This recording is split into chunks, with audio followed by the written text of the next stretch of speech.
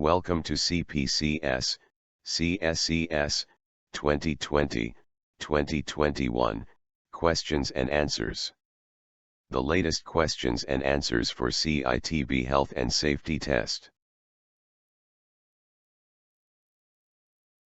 Question 1. When workers arrive on site, what is the first thing they should do? Give one answer. A. Enter the site by the easiest route and start work. B. Get their tools out of the store and start work. C. Make sure that the site team knows they are there. D. Walk around the site to inspect the work from the day before. The correct answer is C. Question 2. What action should be taken if you witness a serious accident on site? Give one answer. A. Ask your workmates what they think you should do. B. Say nothing in case you get someone into trouble. C.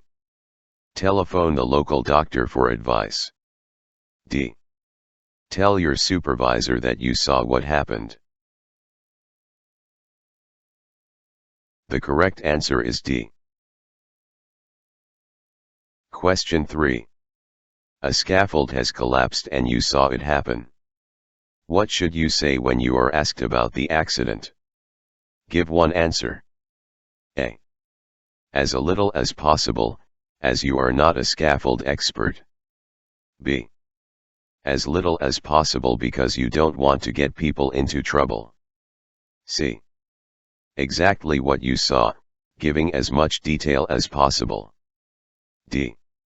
Who you think should be blamed and punished. The correct answer is C. Question 4. If someone is injured at work, who should record it in the accident book? Give one answer. A. Someone from the Health and Safety Executive, HSE. B. The company contract manager. C. The first aider identified on site.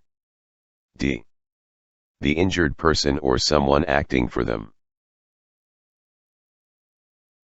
The correct answer is D.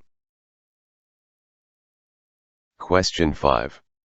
Which of the following does not have to be recorded in the accident book? Give one answer. A. Details of the injury sustained. B. The date and time that the injury happened. C. The injured person's home address. D. The injured person's national insurance number. The correct answer is D. Question 6. What is the one thing a first aider cannot do? Give one answer. A. Give mouth-to-mouth resuscitation. B. Give you medicines without authorization. C. Stop any bleeding. D. Treat you if you are unconscious.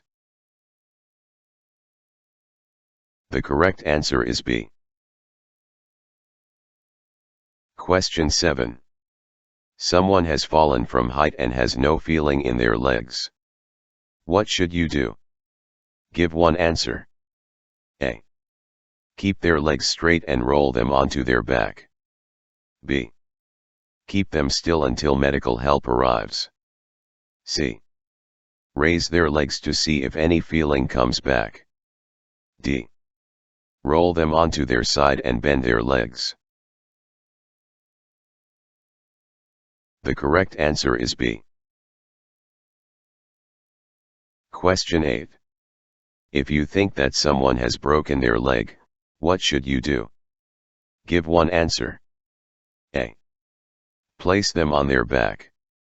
B. Place them on their side in the recovery position. C. Send for the first aider or get other help. D. Use your belt to strap their legs together. The correct answer is C. Question 9. If you have to work outdoors in bad weather, why should your employer supply you with waterproof clothing? Give one answer. A. To keep you warm and dry, so you are less likely to catch Weil's disease, leptospirosis. B. To keep you warm and dry, so you take fewer breaks. C. To protect you from the weather, as you are less likely to get muscle strains if you are warm and dry. D. To protect you from the weather, which will reduce trips and falls. The correct answer is C. Question 10. When is the only time that you do not need to wear head protection on site? Give one answer. A. If you are in a safe area, like the site office. B. If you are self-employed. C. If you are working alone. D. If you are working in hot weather. The correct answer is A. Question 11. When selecting appropriate personal protective equipment, PPE, what is the most important factor to be taken into account? Give one answer. A. Can it be recycled? B. How long it will last? C. The cost of the equipment. D. The type of hazard. The correct answer is D. Question 12. Which item of personal protective equipment, PPE, is helping to protect the worker from dermatitis?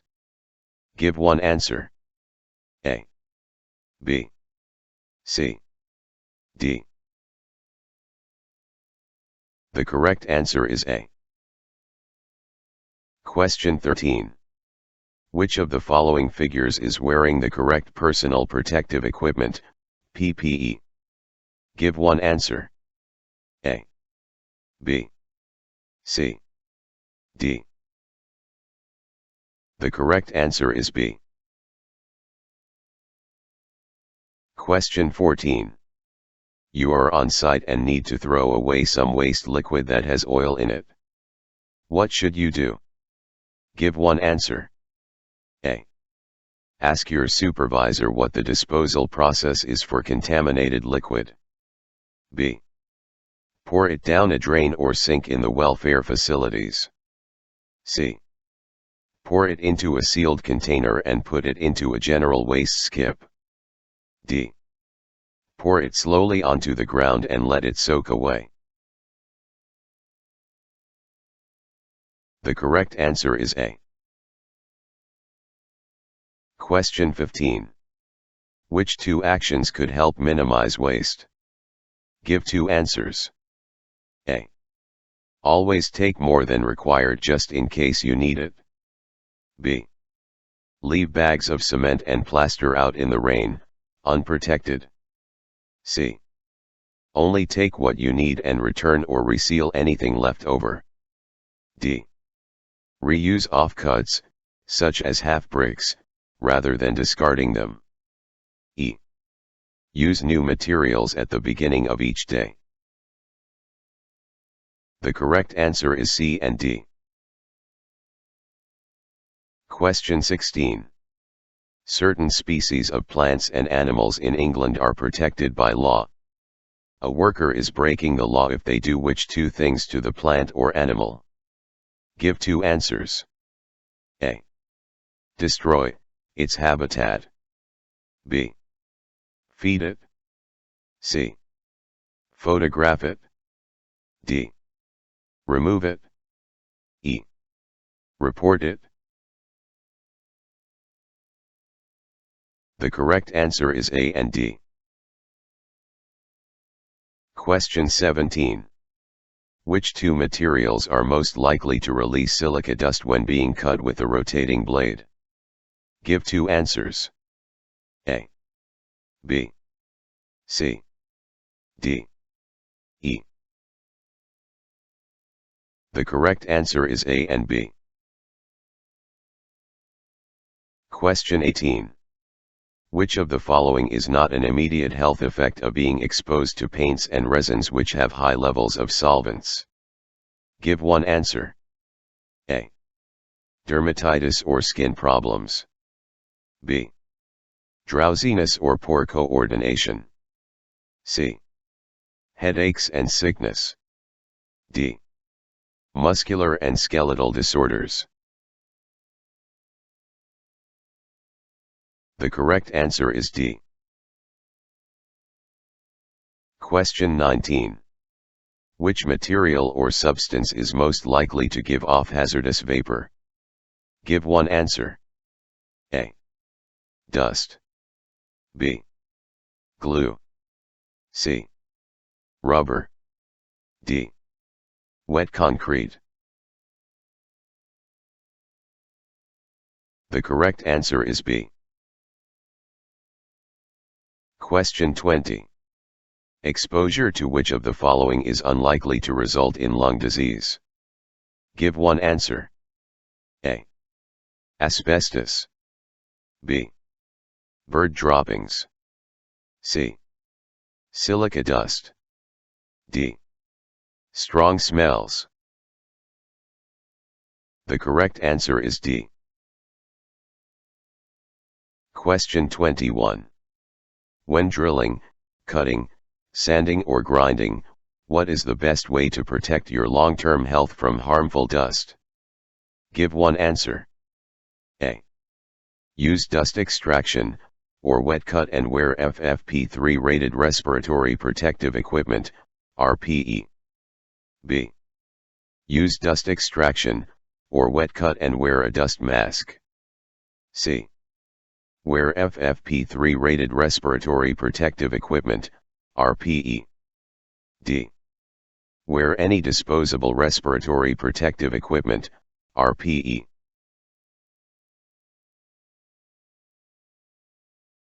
The correct answer is A. Question 22. How can excessive noise levels affect your hearing? Give two answers. A. Dizziness and nausea. B. Ear infections. C. Hearing improvement. D. Permanent hearing loss. E. Temporary hearing loss. The correct answer is D and E. Question 23. Can the damage by exposure to noise over a long period of time be reversed? Give one answer. A. No, the damage is permanent. B. No, unless medication is used. C. Yes, if you change jobs. D. Yes, if you have an operation.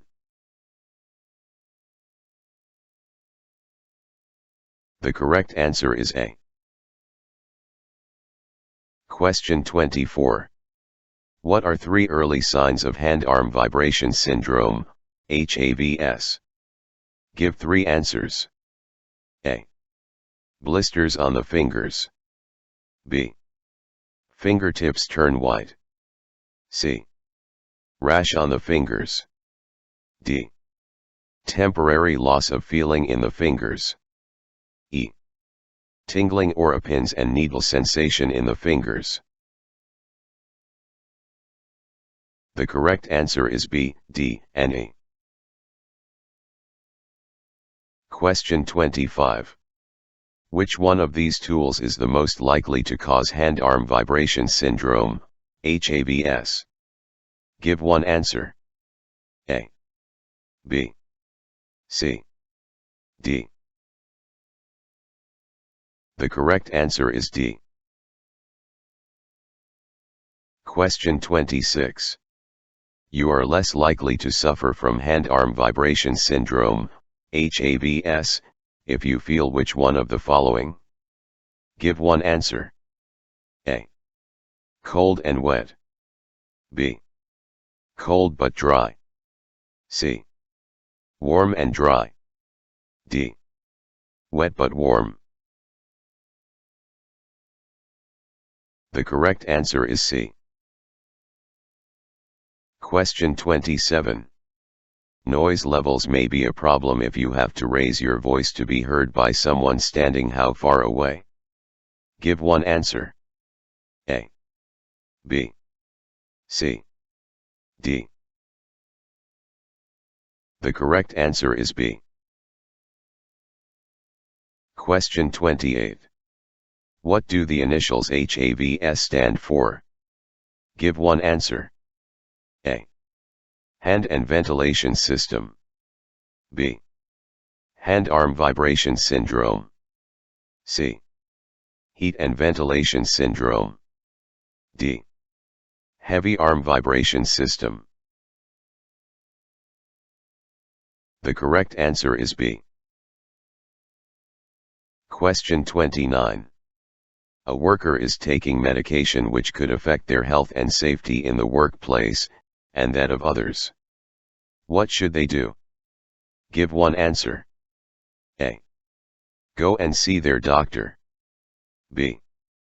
Take regular breaks. C.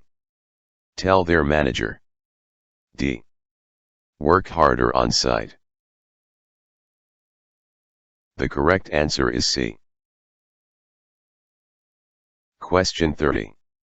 When an employee returns to work after an absence due to illness, what should they speak about with their employer?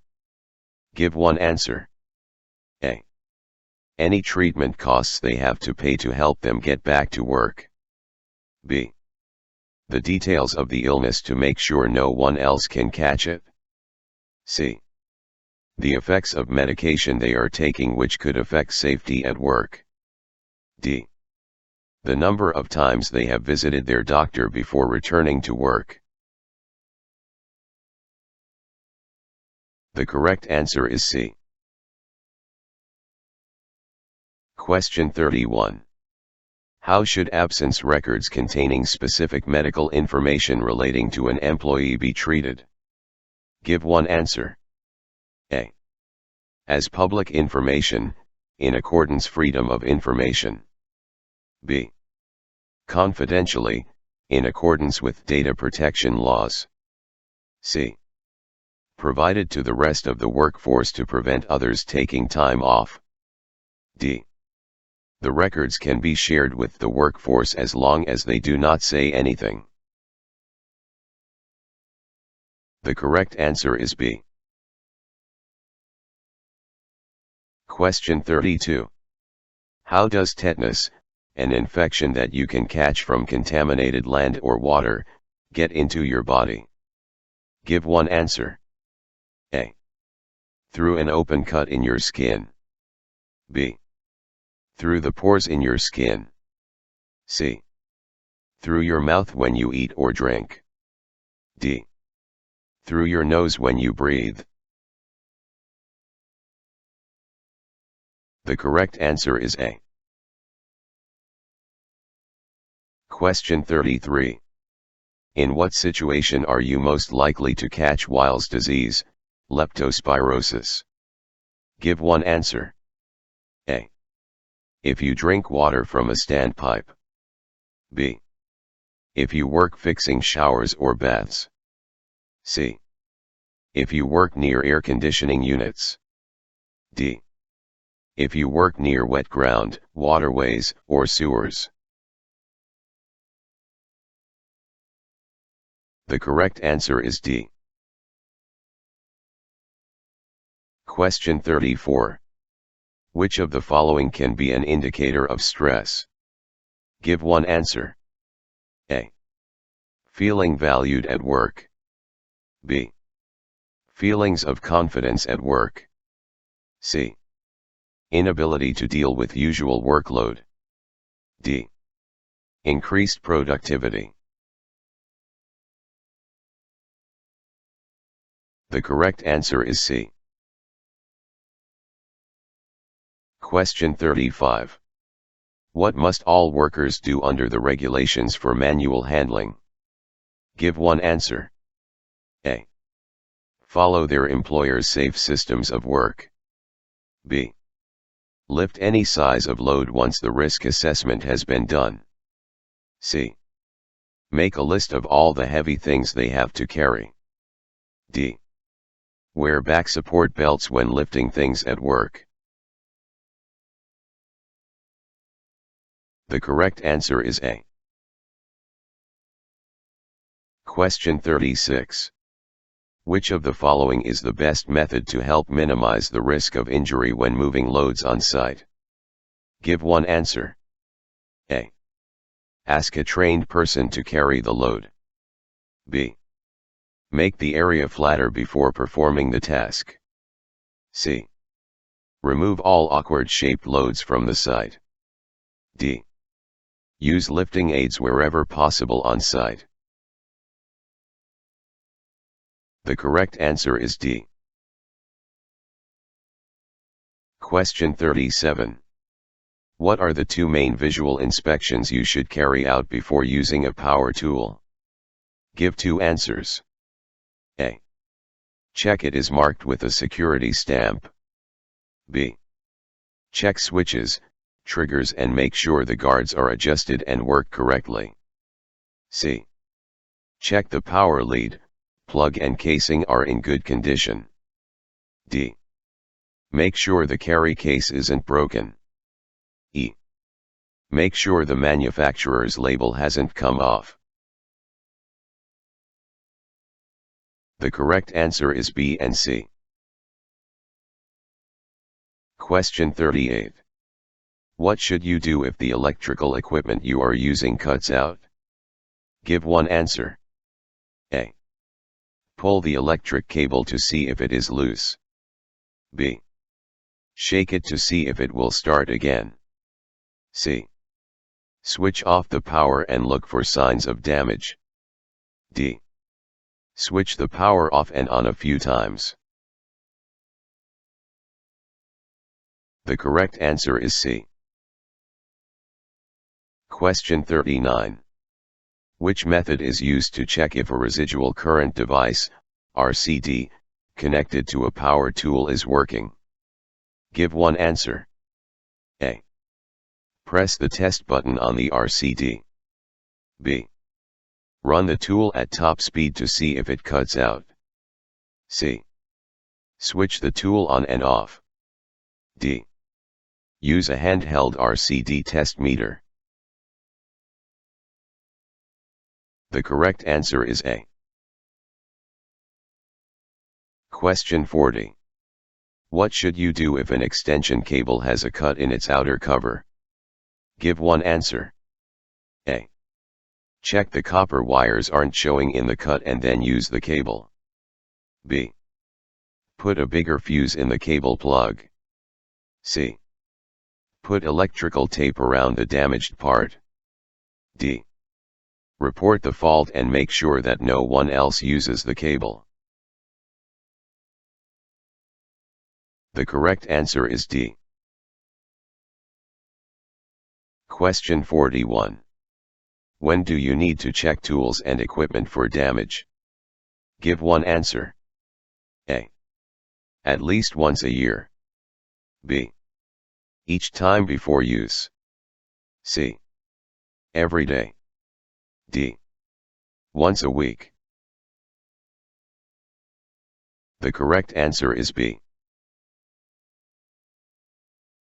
Question 42.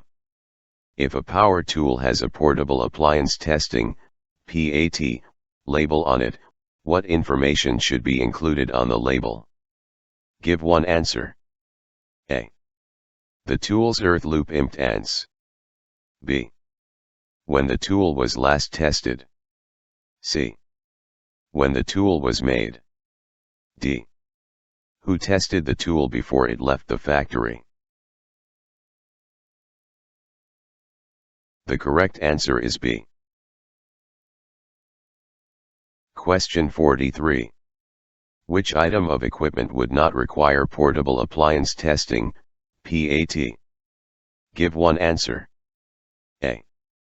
Plug-in portable halogen light. B. 110-volt transformer. C. 110-volt extension lead. D. Battery-powered rechargeable drill.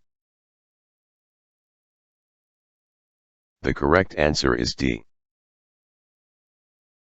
Question 44. Why is it dangerous to run an abrasive wheel faster than its recommended maximum speed? Give one answer. A. The motor could burst into flames. B. The safety guard cannot be used. C.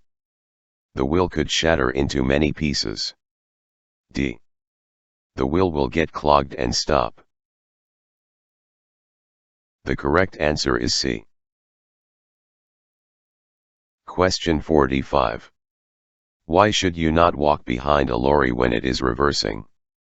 Give one answer. A. Most lorries are not fitted with mirrors. B. Most lorry drivers aren't very good at reversing. C. The driver is unlikely to know you are there. D. You will need to run, not walk, to get past it in time.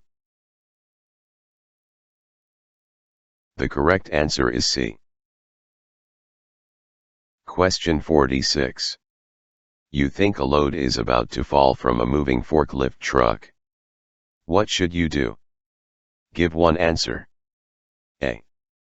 Keep clear but try to warn the driver and others in the area. B.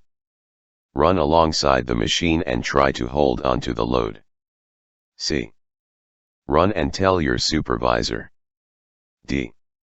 Sound the nearest fire alarm bell. The correct answer is A. Question 47. When can a mobile plant operator let people ride in, or on, the machine? Give one answer. A. Any time as long as the cab door is shut. B. Any time as long as the site speed limit is not exceeded. C. Only if it is designed to carry passengers and has a designated seat. D. Only if they have a long way to walk. The correct answer is C. Question 48. Which signal is being shown in this image? Give one answer. A. Danger, emergency stop. B. Move backwards. C. Move forwards. D. Turn right or left. The correct answer is A. Question 49. Which of the following is not true when using podium steps? Give one answer. A. Podium step wheels must be locked before you get on. B. Podium steps are safe and can't topple over. C. Podium steps can easily topple if you overreach sideways. D. Podium steps should be inspected before use. The correct answer is B. Question 50. What should a harness's lanyard be attached to when working in a mobile elevating work platform, MEWP? Give one answer. A. A designated anchor point within the platform or basket. B. A point on the structure or building you are working on. C. The MEWP handrail. D. The control box. The correct answer is A. Thank you for watching and good luck for your test.